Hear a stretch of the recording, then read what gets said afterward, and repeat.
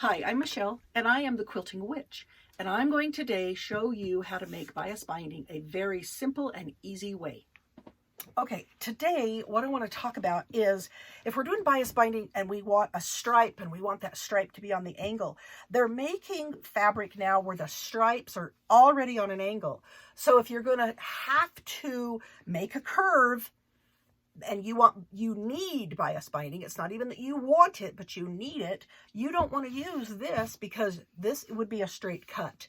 All right, if you'll understand, just get that. If I lay my ruler here, you would end up with a straight cut, which would make darling bias bind, or the look of bias binding for a baby quilt, let's say straight baby quilt or a large quilt. But if you have to make curves, you have to make bias binding, where we do this and we will fold it, and I'll show you how to do that later. We're going to pause for just a moment, and I want to explain to you, when I say measuring something with a curve, what I want you to do is, like, this is my point, so I know that I need to go all the way around with my tape measure. And it doesn't have to be perfect, just I'm kind of watching it to see where I'm going here. And if you'll go all the way around,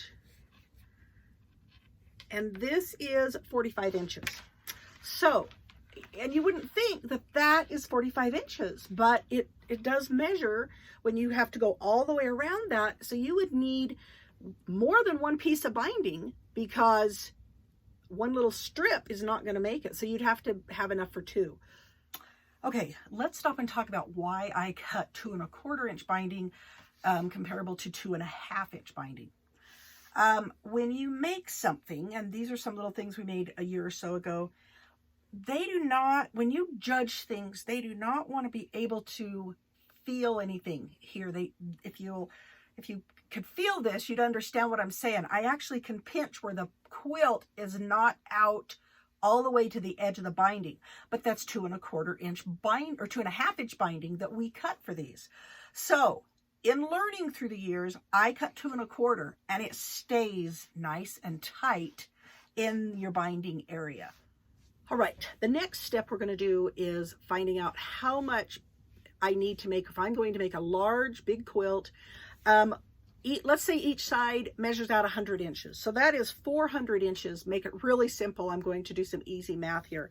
So if we have 400 and everything's curved all the way around, we've measured it properly. We know 400 inches is going to give us just a little bit extra. So I'm going to take 400 and I will divide that by the length of my fabric, okay? Which is from the fold to the top of the selvage. I don't want that selvage in it. So I also want to allow that when I lay them on top of each other, I want to allow that I don't have that. So you're going to have 40 inches instead of 44, 43, whatever your fabric happens to be. I've learned through the years, I allow 40, when I'm measuring my inches, I allow 40 inches. So you're going to divide that by 40, which is really easy. It comes out 10. So I know I need to make 10 strips. So if I take the 10 then, multiply that by 2.25, which is how much I cut my binding, that is 4, whoops, I did that wrong. Whoops, 10 times 2.25. That comes out 22 1/2 inches. So when I go to cut my fabric to fold my bias, I'm going to cut, I would probably cut about 27 inches, allow myself that extra 5 inches.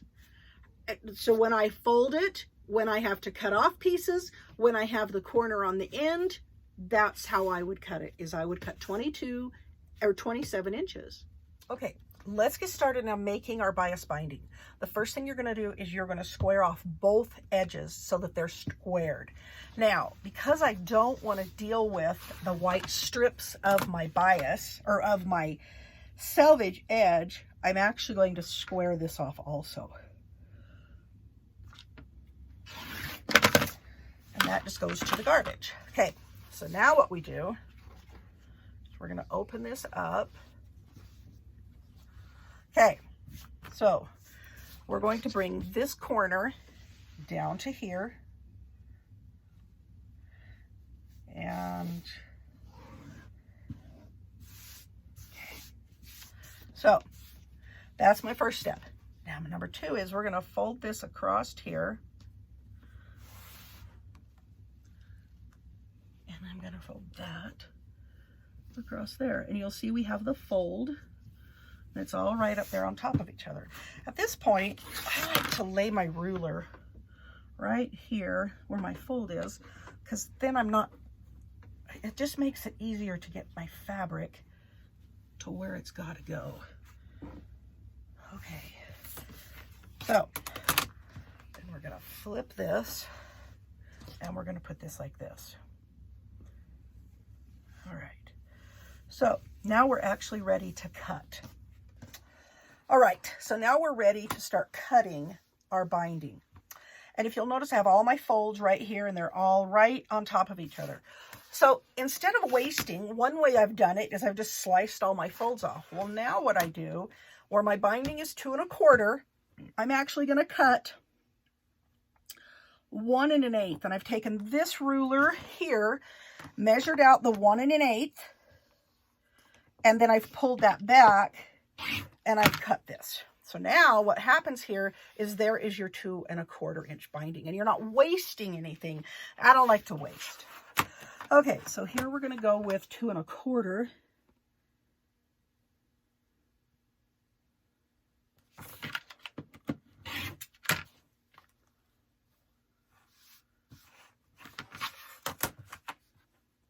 And you would just proceed to cut this all the way down. And when I say all the way down, I will go quite a ways. I don't mind sewing pieces together, but I don't like wasting it. Once it's bias, there's not a lot I have found to do with it other than throwing it in the scrap box. So what I do here, I'm just going to keep cutting.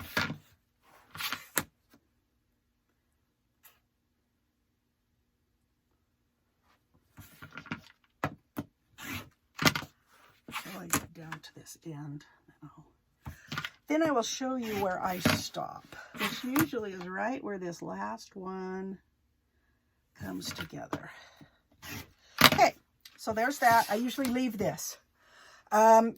Whatever. I throw it in the scrap box and it's used for whatever. Now I'm going to show you how you piece the binding together. And when you unfold these, you will unfold to find 2 pieces have come out of these. So some of these will have just a tiny piece. And like, I might keep that one because you never know, you might need it. But this one for sure, I'm going to just toss down here in the scrap box. So this first one right here,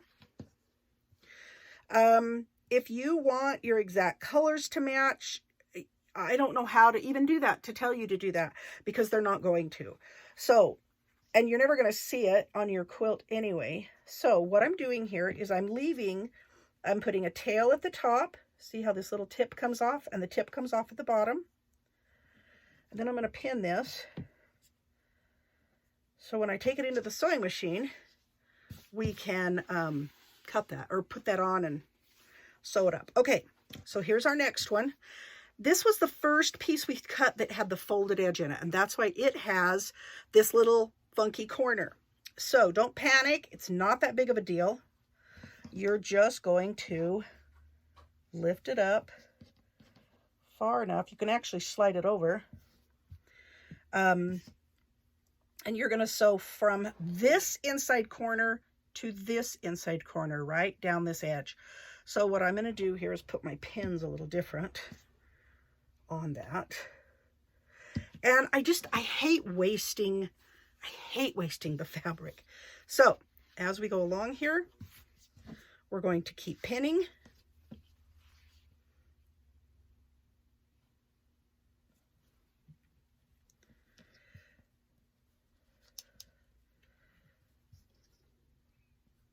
Okay, there we go. Okay, now we've come to a point where this does not match. It's not going to lay on there right. So what I'm going to do with this one is the same thing I did with that other one. I'm going to slide it over here a little bit. I'm going to bring that up 1/4 of an inch. And that is where my seam will go. Again, on that inside from here down to, whoops, down to here. And you will have that. I don't care how you cut it, you're gonna get that. So then you just keep working your pieces all the way till you get them all done. Now, if you don't like to pin, you don't have to. I normally do mine right at the sewing machine. I'm only pinning so you can see how things will go together. Okay, so what I'm going to do here is with my 1/4 inch seam, I'm going to go right in that inner corner, and I'm going to pull a pin before I get to it, and I'm going to very carefully sew all these pieces together. So here's one of our little funky corners we've got.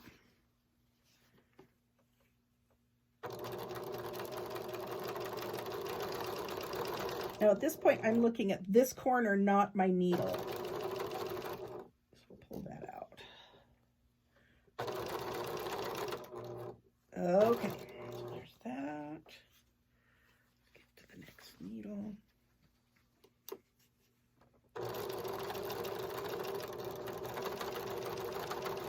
And you just keep sewing them all together. And when you get twists in it, it's just life. Just make sure you have right sides to right sides, because you inevitably will get a twist. There again, I am looking at the bottom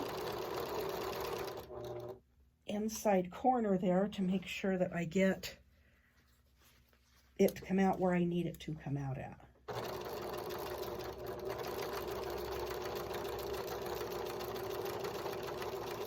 And I use my pin as a stylus, and so I just will hold that in place because I can always pull it out before the needle gets there. Okay, so I will show you this part. This is how I normally will do it. I don't worry about pinning when I do this.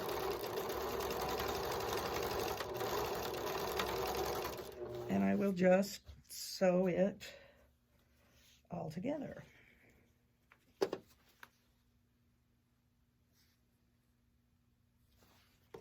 Just remember to leave your tails.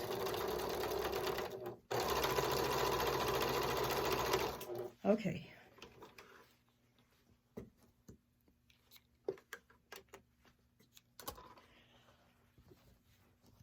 I'm going to cut these apart. Okay, and then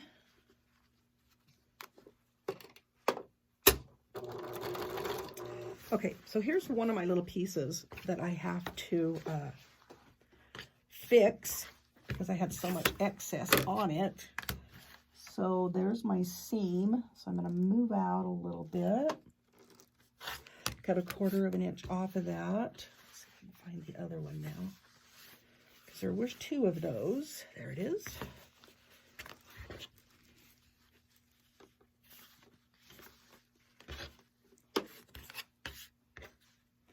Okay, so there is my seam right there. I'll just move that up. Cut that off. Okay. Whoops. Okay. So now you'd go to the ironing board. Okay, so now I'm at that ironing, and we just have a little towel set up here next to us to iron. So what I'm going to do is I'm just going to iron that in half. And I just work my way slowly down to the end. And as you come to your seams, the one thing that if you have it judged, you want to kind of finger press that and press that with your iron open, because when it folds over, you will not feel it. And if you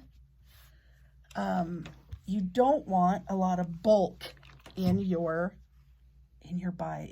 binding. It's just, you don't want to be able to see that. And we'll talk a little bit more about that later on another video.